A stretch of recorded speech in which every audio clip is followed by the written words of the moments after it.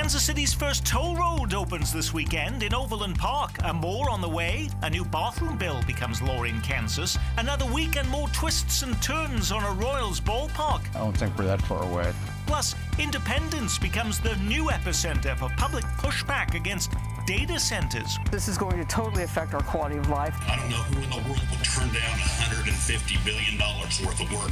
I know Kansas will take it. They took the Chiefs Stadium. Those stories and the rest of the week's news straight ahead. Week in Review is made possible through the generous support of Dave and Jamie Cummings, Bob and Marlise Gorley, the Courtney S. Turner Charitable Trust, John H. Mize, and Bank of America N.A. co-trustees. The Francis Family Foundation through the discretionary fund of David and Janice Francis. And by viewers like you. Thank you. Hello, I'm Nick Haynes. Glad to have you with us on our weekly journey through the most impactful, confusing and downright head-scratching local news stories. Hopping on board the Week in Review bus with us this week, heading up your Johnson County Post, Kyle Palmer. From the world of television news, KSHB political reporter Charlie Keegan. From KCUR News, local government reporter Savannah Hawley-Bates. And former Star reporter and editorial writer Dave Helling. Now, Kansas City's first toll road opens this weekend, starting Saturday. You'll pay up to $3.50 to ride the new express lanes on 69 Highway through Overland Park. There are no toll booths. Cameras will scan your license plate and a bill will arrive by mail. K-Tag users will get a discount. Now, we're a community that hates to be inconvenienced on the road. So how is this project going down, Kyle, 3 years after basically round-the-clock construction along that site? I think for those very factors that you mentioned, I think for the most part the reactions right now are excitement that construction is over. There's also maybe a little bit of befuddlement or mystery or skepticism because, as you said, this is the first project of its kind, not only in the metro but also in Kansas. This is different from the tolled lanes on I-70 in that entire highway is a toll road. This is just certain lanes on the highway on US 69 are going to be toll lanes, so you can have the choice of whether you want to use those express lanes or stay in the regular non-tolled lanes. But I think overall, a lot of drivers in that area excited that construction project is finally coming to an end. It is unique, as you mentioned, but are other cities looking at this and saying, you know, if Overland Park can do that, we may want to get some revenue ourselves for roads by doing that? I haven't heard much about that across the metro. I think Kansas City, though, always does look at itself as kind of a big city, and we can do things like host the World Cup and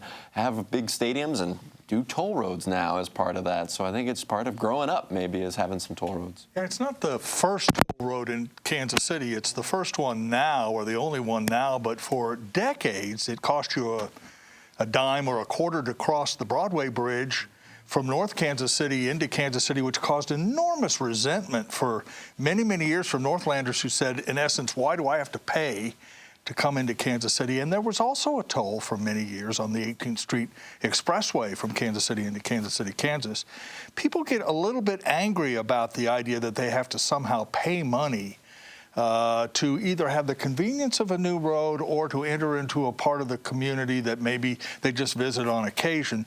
The reality, Nick, is that we have built a system in which everyone sort of has equal access to the roads, and the idea now that you can travel faster if you're wealthy enough will rub some people the wrong way. Absolutely. They were calling it, if you remember at the very beginning, we were going to have Cadillac and Lexus lanes, is what they were referring to it as. Well, and there could also be some logistical issues, right? Because will they be confused about when they can cross over? Because there are two entry points going north and south that you can enter or exit, and so will people, but there's not a physical barrier. So will people creep over into the lanes when they're not supposed to? So they'll have to kind of figure those logistics out as well. And Missouri has a law that says you can't have tolls, so that's why we're not seeing them there. And is that why, of course, we are now seeing a mammoth expansion of I-70 from Kansas City to St. Louis, adding a new lane in each direction? None of it coming from tolls. It's coming from the regular budget. Yeah, I mean, that's how highway expansions tend to occur in Missouri. Though they've shown, and data has shown, that expanding highways like this does not actually decrease traffic, which is the goal of the I-70 expansion. You add a lane or two, and for a couple months, maybe a year, traffic goes down, but then it induces demand for the road. So more drivers will come, more traffic will come. Actually, the only way they've found to limit traffic on highways is a congestion pricing toll road like the one on 69 Express. But I have heard from a number of employees here at the station who used to live close to it, have moved since then, and are very very grateful now that for this weekend that they won't have to be subject to those tolls this week. Well, I mean, I think we'll see how the drivers react down there. I mean, I think Dave raises a good point. Those were concerns we heard when this project was being discussed a few years ago. Interesting to see now what the reaction will be once he's actually open. Yeah, it's going to be, you could choose to take the lane or not, you know, and then Kansas says this should help reduce traffic crashes with all the congestion on the morning commute. Well, this happened fast. Kansas Republicans overturned the governor this week to pass a bathroom bill into law. It requires transgender Kansans to use restrooms and locker rooms that match their sex at birth.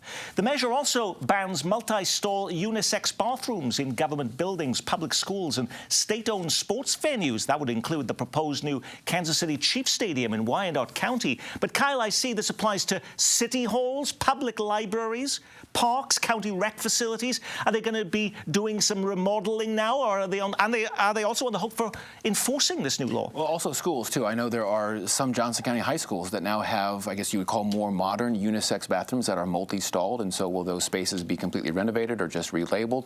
Those schools will have to figure that out. But there is some uncertainty about how this will be enforced. That was part of the message that Governor Laura Kelly made when she vetoed it. Maybe some, some unintentional consequences that she nodded to. But we'll just have to see how this plays out, because I think both individuals and public entities are going to have to figure out how to navigate this law, which, as you said, kind of sailed through without a lot of discussion or debate, and we're just not kind of coming to terms with what some of the provisions will mean, practically speaking. If you've gone to KCI Airport, they have those multi-stall unisex restrooms there. That's a huge part of that infrastructure at the airport. That wouldn't be allowed under this Kansas law. Right. It wouldn't be allowed, and we saw some pushback a little bit about some of that when KCI opened that terminal. But in Kansas, there's the law is a little subjective too. It says that cities or these entities have to make reasonable adjustments. So I think defining what's reasonable, if it's just putting a different sign on a bathroom, or if it's tearing down walls and remodeling, that might be not. But your local city hall could get a fine of up to $25,000 after a second offense if they're not complying with the law. Right, and like Charlie said, though, this is subjective on how they go for it. And also, I'm interested to see how enforcement will work. There's not really clear in the discussion. How are they going to choose, like, if people are actually going to the bathrooms that match their sex assigned at birth? And there might be a legal challenge as Right. well, and there may be some people who try to test the law early on.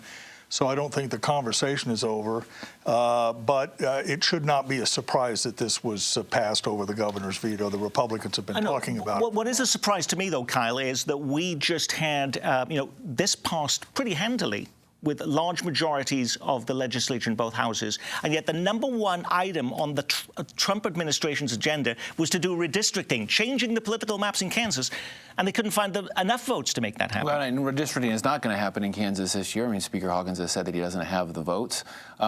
I think Republicans see transgender issues as something that is winning for them. Polls consistently show that Americans are relatively split on the issue, but when you get down to fine-grained policies like this and their implementation and their practical impacts on individuals, that could change. But Republicans certainly see this for them and their base as a winning issue.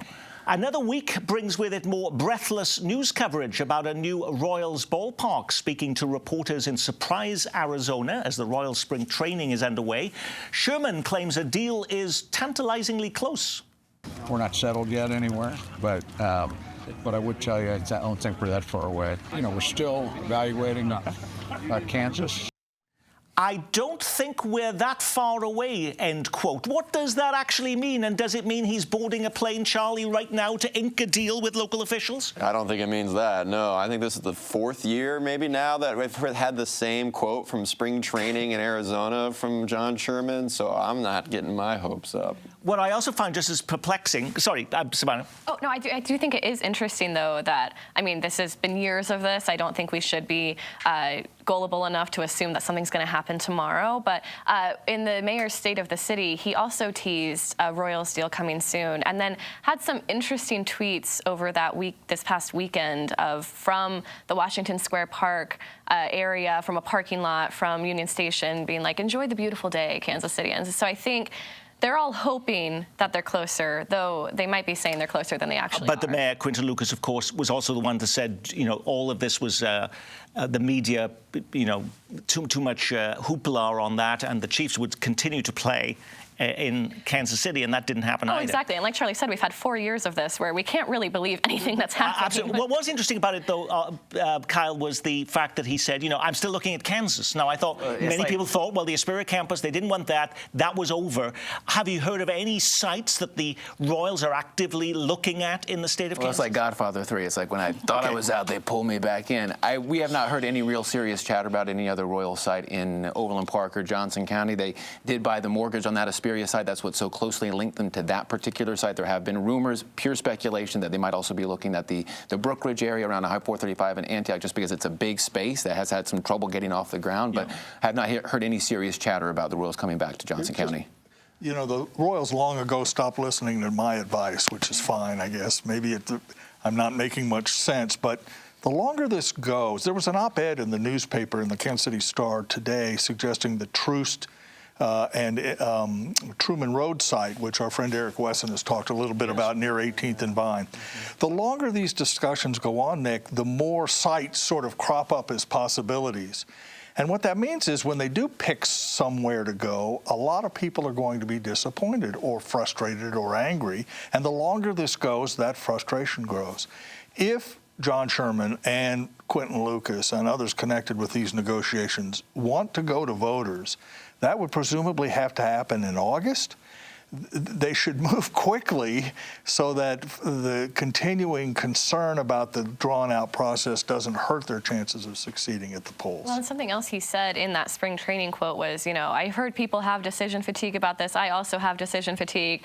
He's just like the rest of us. Right. It doesn't seem like he has enough decision fatigue to actually get a move on. But I think, like Dave said, this is something that they need to be cautious of, because as every year goes by, as every month goes by, and they keep teasing a decision that hasn't happened yet, people get more and more frustrated with the Royals overall and with the cities they're negotiating with to get something done. Now, it wasn't the only stadium-related news this week, by the way. In a surprise op-ed in the Kansas City Star, Missouri Auditor Scott Fitzpatrick wrote a thank you note to Kansas for taking the Chiefs. Why? Well, he says the deal means, quote, Kansas rather, will have a hard time luring any Missouri assets across the state line for decades, or implementing any new Star Bond projects in Wyandotte and Johnson counties, because all of that sweet Kansas sales tax is going to a state-of-the-art dome stadium for Missouri taxpayer enjoyment.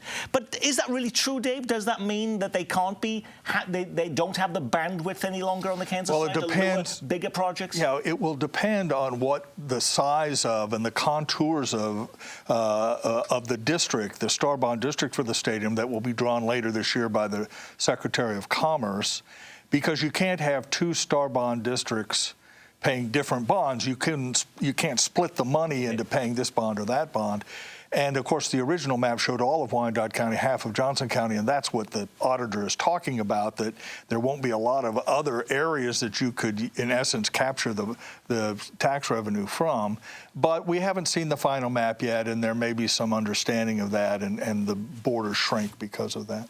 I did see in the Johnson County Post this week, you had a whole story about all of these tax incentives and how Leawood took a locked-in from the Country Club Plaza, never mind what has been happening with the Chiefs and Olathe and in Wyandotte County. But is there a feeling there that that is it, or are they still looking for other big assets on the Missouri side to bring to town? You hear officials kind of try to have it both ways, where they say, we don't want a border war, but we're sure glad that they're here in our city. We're sure that they picked us. And so in these two kind of big end-of-year moves, Lockton and the Chiefs, Johnson County, in essence, came out the winner, but you're not having a lot of officials come out and say, we want to lure them over. We want to actively draw them over and restart the border war. Everyone's trying to pay lip service to the fact, to acknowledge that in the past, when the border war was really at its height, the area was missing out on some economic growth and development because of that. Kansas City Mayor Quinton Lucas was in court this week. What was he being charged with, you ask? Well, no, he was testifying against the new Missouri congressional map that could squeeze out Kansas City Congressman Emanuel Cleaver. Did we get any rulings this week, Charlie? No, I was there for opening statements on Tuesday during this hearing, and no, the judge, was going to be taking some things under advisement. It's a week-long trial and no decisions this week. But this is just one of 8 or 9 lawsuits challenging those maps that are all still pending. But the clock is ticking. Next Tuesday is when candidates get to file for Congress. But yet they may not even know which district they're going to be in, Savannah. Yeah, and some of the even primary challengers for Cleaver in the 5th district are saying, okay, well, if the map holds, maybe I'll run in the 4th. Like, we don't know. The mayor keeps teasing a potential run. I think one thing for sure is that Republicans are going to be coming out hoping that the 5th district changes are cemented. I know Jackson County Legislature Sean Smith is getting ready to announce his run. And so we're going to be seeing this sort of map of people who are running and hoping either that the new map sticks or that it doesn't, and then possibly having to scramble and change their races depending on these legal challenges. We also see that Rick Bratton, the state senator from Harrisonville, he's also teasing a run if this new map is put in place. But we're also hearing, Dave, that there could be 2 maps. We could end up having this new map be for this election, and then if the referendum takes place and that map is overturned by voters, then the next cycle we go back to the old map. And I think we can all hope, and there is a possibility that the Missouri Supreme Court will sort all of this out and sort of issue a blanket order that will clarify things for people and potentially extend, Nick, the sign-up period for office. That's not set in stone. The court could say, hey, look, this has been so confusing, we'll give everybody another 2 weeks or whatever on the other side. And then you'll have the referendum, presumably, which will keep this issue alive even once the court has ruled. The people may have a say, and then you would have some confusion, one assumes, on the other side. This is now as confusing as the Royal Stadium decision, and perhaps just as long. Now, Costco is on the agenda at City Hall this week, amid growing concerns that the company is going to convert its Midtown store into a Costco business center, a move that would strip of its pharmacy, food court, and many customer-friendly staples from clothes to toys. Mayor Quinton Lucas met with Costco representatives on Wednesday, at least via phone. Why is this such a big deal, and why is the mayor getting so directly involved in what is sold on the aisles of a retail store? Well, I think this is interesting in that a lot of the people in the Midtown area, or a lot of the people that come in either from Kansas to buy their alcohol or from other parts of the metro to this Linwood Costco were mad about it. We're hearing these rumors that were circulating and demanding answers. The mayor, of course, got involved. City Council had that resolution to instruct City Manager Mario Vasquez to try to negotiate either the Costco remain in its current offering or that a store of similar offerings take its place. I think what's interesting here, though, is the reason that city officials feel it necessary to get involved, beyond just the resident concerns about losing their grocery store, is that Costco and this Linwood shopping area are under a TIF, a tax increment financing plan. But it's been there 25 years, and they still have that? Yes, yes, because TIFs take decades to pay off. And you'll notice I sound like a broken record on this show. They never really reap the economic benefit that they are planted for. I did notice a lot of the media reports have people from Kansas who are being quoted as being horrified.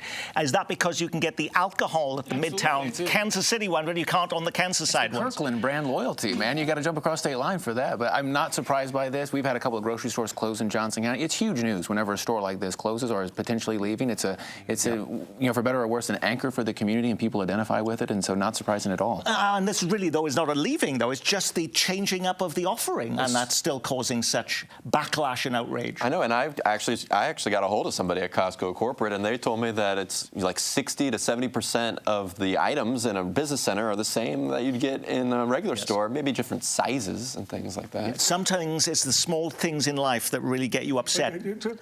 It is interesting. Kyle brings this up. What it is about grocery stores, Nick, I think we may want to pay some attention to the fact that they are really, the margins must be extraordinarily small. I mean, they're closing all over. Of course, we've had the East Side shopping grocery store we've talked so much about. Price Choppers are closing at 75th and Metcalf. The margins are very close, and so governments may have to get more involved in supporting these institutions if there's not to be a wholesale uprooting, if you will, of these. And Dave Helling actually remembers the first grocery store that opened in Kansas City in 1895, which he reported on extensively. Owned by Les Milgram, as I Now, recall. it's been a week now since people around the country started seeing this video footage of a local woman trying to burn down a rumored ICE detention center in South Kansas City. She did nothing to hide her appearance. Yet a week on, many of our viewers want to know why there have been no charges filed. Did the police even make an arrest, Charlie? I have not gotten an update of an arrest here from KCPD. So, no, we're all scratching our heads, like looking at this footage. props to Channel 9 for being there at the right place, right time. And someone knows who that is. But a week on, we couldn't have made any apprehensions? I don't think we should think that ICE or the federal government has given up completely on the idea of some sort of detention center in Kansas City somewhere, and we ought to pay attention to that. Oh, yeah. Mark Alford's saying, come on down. We'd love to have you. Where were the biggest crowds in Kansas City this week? It wasn't at your local Costco. It was at Independence City Hall, which seems to have become the epicenter of public pushback against data centers. Did you see the packed crowd this week protesting a $15 billion artificial intelligence center in the city? You see how close it's going to be to us. This is going to totally affect our quality of life. We didn't move out here for that. We moved out here because we wanted to be in the country. I don't know who in the world would turn down $150 billion worth of work. I know Kansas will take it. They took Chiefs Stadium. Independence School District is projected to receive approximately nearly $500 million. Alrighty, Savannah. I was actually surprised to see so many people there say positive things about the center. Yeah, the people there that spoke out in support of the data center were Independence School District Superintendent, Dr. Cynthia Grant, and some local trades unions who, of course, will stand to benefit from the construction jobs, the temporary construction jobs that building the data center will bring. A lot of the people who are against it are the residents who are either surrounding it or people who just don't want another data center in their community. There's already more than 30 in the metro. Many of them hyperscale data centers like this one. I think people are concerned about the health effects, the water and energy usage of this data center, and they don't feel like they're getting heard from the Independent City Council. And people But we did have that man testifying, boy, Kansas would love to have this. They took the Chiefs. Who wouldn't want, a $15 billion project? If people nearby the Aspiria campus didn't want a ballpark, what about a data center there? Don't do that to me, Nick. No, yeah. Well, I think you would see absolutely the same dynamics play out with residents nearby there. They were dead set against the Royals moving there. Savannah mentioned the massive water usage, the electricity usage these centers take up. It's already a very populated area where you mentioned around the Spirit, and also I would say not very accessible to a water source as well. And so we do have data centers. One of them being proposed in DeSoto Valley near the Kansas River, and so by the Panasonic plant. Yeah, by the Panasonic plant. So Aspiria, probably not a great site for that. They're also still talking about Wyandotte County as a potential location for data centers, and there the decision-making is also mixed because the centers would presumably provide a lot of money for local governments in a community that believes it is heavily overtaxed now, and might provide at least some construction jobs temporarily and perhaps a few permanent jobs. So the debate over these centers throughout the metro is more complicated than sort of yes or no, thumbs up or thumbs down. But I think most of us don't actually have much of a clue as to what actually happens in them in the first place. Right. The people I've spoken to have said they just don't understand in what way this data center will benefit them. Yep. What is the point here? When you put a program like this together every week, you can't get to every story grabbing the headlines. What was the big local story we missed? 2 killed after a shooting spree inside a Kansas City nightclub. K-State fires Jerome Tang, a pricey legal battle now underway. Funeral services are this week for former Royals outfielder Terrence Gore. He died after appendix surgery. He was 34. 18th and Vine getting its first new hotel in 70 years, part of the $35 million expansion of the Negro Leagues Baseball Museum. Is a familiar face returning to the Chiefs, and a Missouri 2-year-old makes global news after he gets trapped inside an arcade claw machine. And that's only happened to Kyle Palmer twice in his life. Did you pick one of those stories, Kyle, or something completely different? I picked something different. So we've seen another brewing battle over housing affordability in western Lenexa. Yes. Which competed with Independence with the amount of people packed in there complaining. Yeah, a 7-hour meeting, 90 public comments. The Lenexa City Council at 2:30 in the morning on Wednesday finally approved a plan to build 50 affordable homes built by Habitat for Humanity west of K7. Neighboring residents have already sued the city over this plan, alleging, among other things, that the city violated open meetings laws when they were discussing this proposal over the past year.